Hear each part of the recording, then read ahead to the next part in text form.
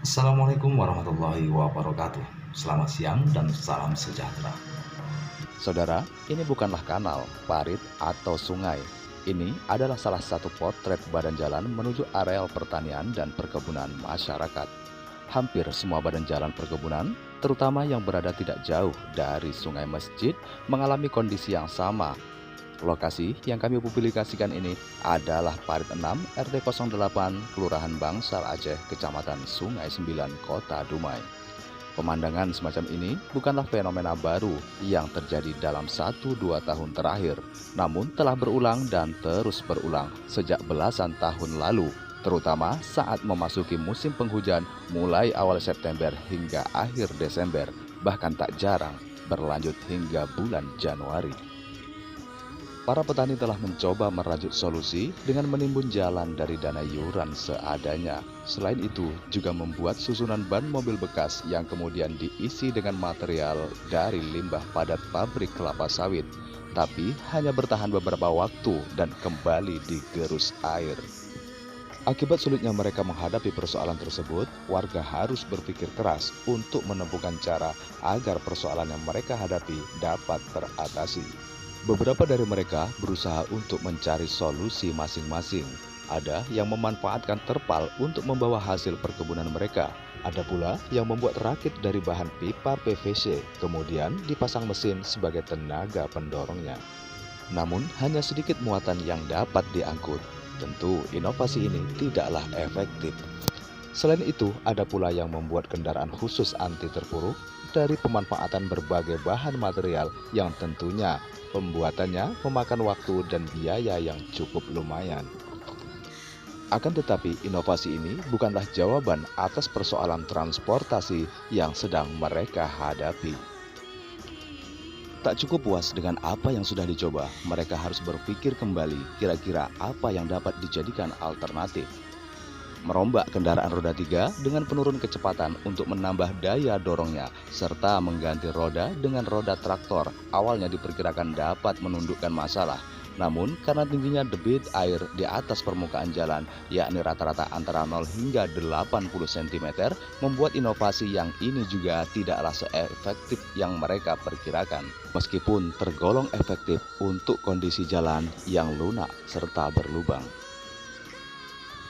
Selain itu, memanfaatkan badan parit yang hanya selebar 2 hingga 2,5 meter dengan kendaraan perahu atau sampan yang terbuat dari bahan kayu maupun drum adalah solusi sementara yang dapat mereka andalkan. Apakah persoalan sudah dianggap selesai? Tentu belum, karena perahu mereka tak bisa sampai ke lokasi kebun dan harus transit menggunakan sepeda motor. Di samping itu, hanya segelintir petani yang mampu memilikinya.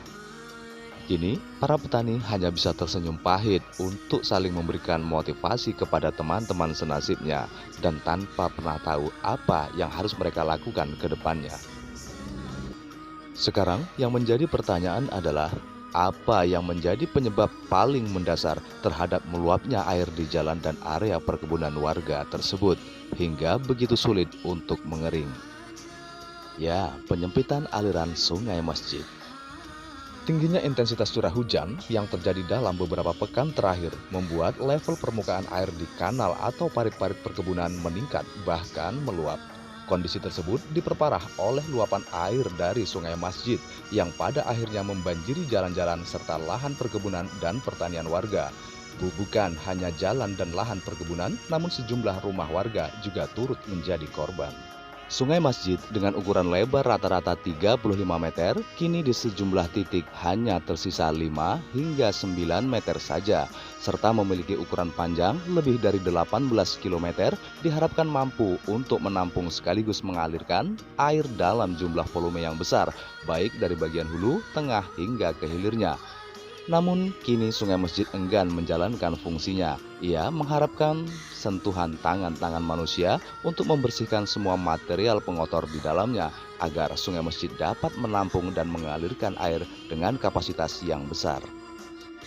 Penyempitan aliran sungai diakibatkan karena banyaknya tumbuhan liar di tepian sungai seperti tumbuhan rasau, nipah, kait-kait, serta berbagai rerumputan lainnya yang semakin hari kian menjalar ke bagian tengah. Akibat terhambatnya aliran sungai, maka material yang seharusnya hanyut bersama air menjadi terhambat pula dan akhirnya mengendap. Endapan tersebut perlahan akan membuat dasaran sungai menjadi dangkal, bahkan di beberapa titik telah terbentuk pulau-pulau kecil. Pertanyaan berikut adalah, apakah hal ini telah diketahui oleh pemerintah Kota Dumai? Tentu saja sudah. Sejak beberapa tahun lalu, warga bersama tokohnya dan LPMK serta diketahui oleh aparat kelurahan dan kecamatan telah beberapa kali menyampaikan permohonan tertulis dalam bentuk proposal. Proposal sudah dilayangkan kepada pemerintah Kota Dumai melalui dinas yang berkompeten, yakni Dinas Pekerjaan Umum Kota Dumai.